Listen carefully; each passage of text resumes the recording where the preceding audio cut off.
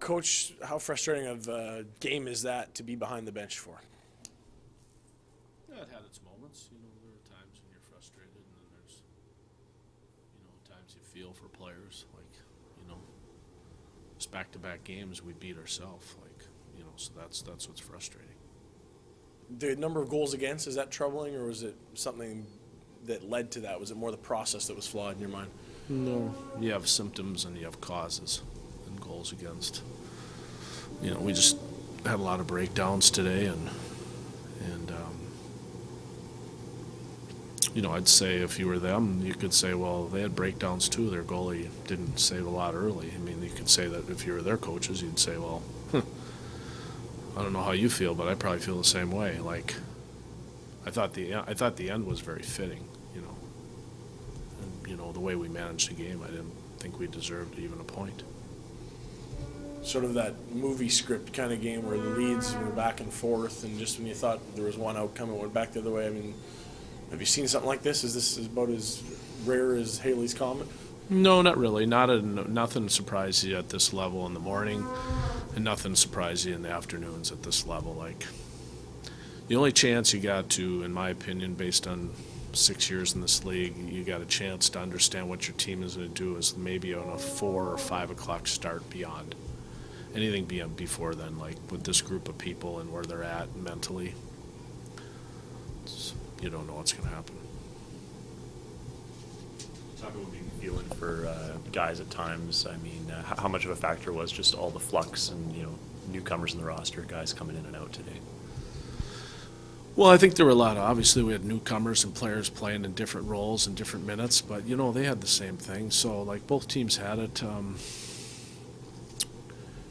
You just try and do the best you can, put people in positions to be successful. And like we said the other day, when you lose players, you try and it's a land of opportunity, the American Hockey League. Take it and go. And the one thing about our team, and I'm sure that Houston can say the same thing with the number of call-ups both teams have suffered through. It's a land of opportunity, and it's something out there to take it. And we have some guys that are trying to take it. We have some guys that are basically missing the boat. But that's life.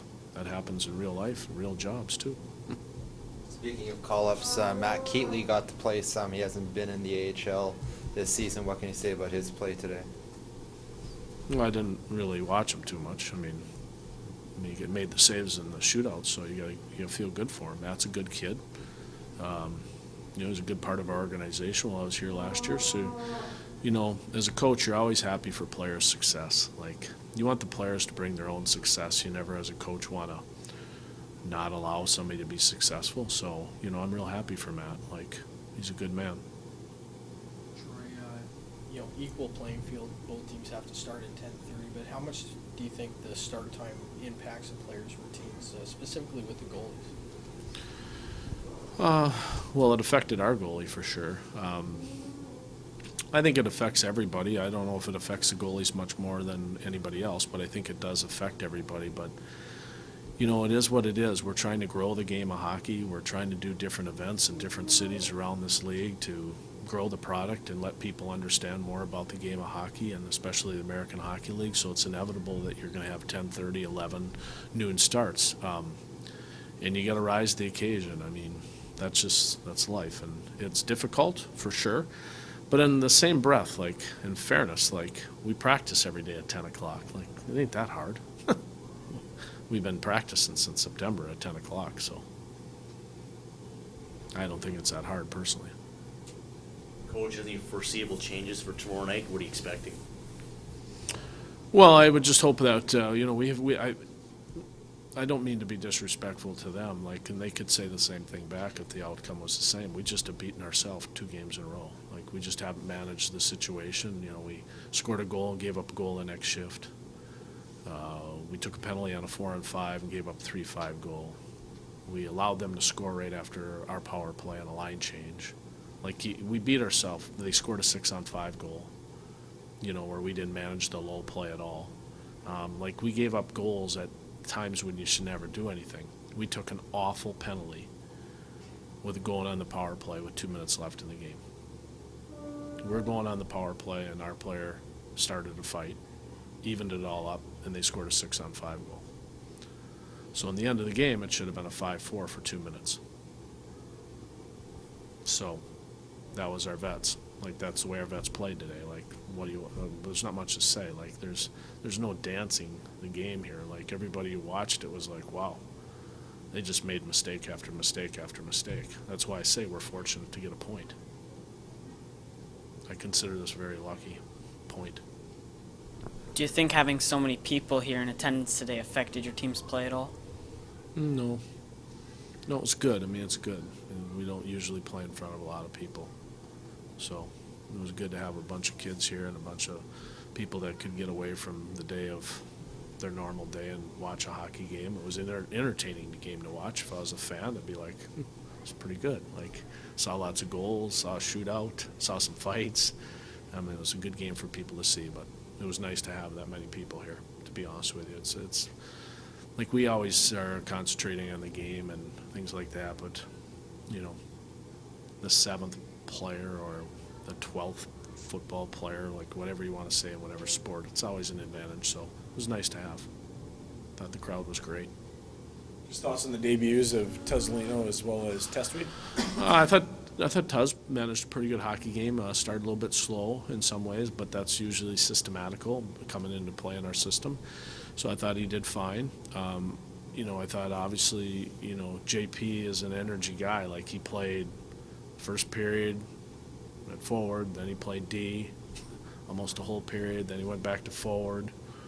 Like, if you're that guy, and the guy slept on a floor at the airport in Vancouver. Like, he got here at 8:45 this morning. Like, so he got hung out in immigration. So what more could you ask out of him? Like, he's just nails, that guy. Like, he slept right at the door. He said, I'll be first in here so I get my immigration done. I'm playing tomorrow.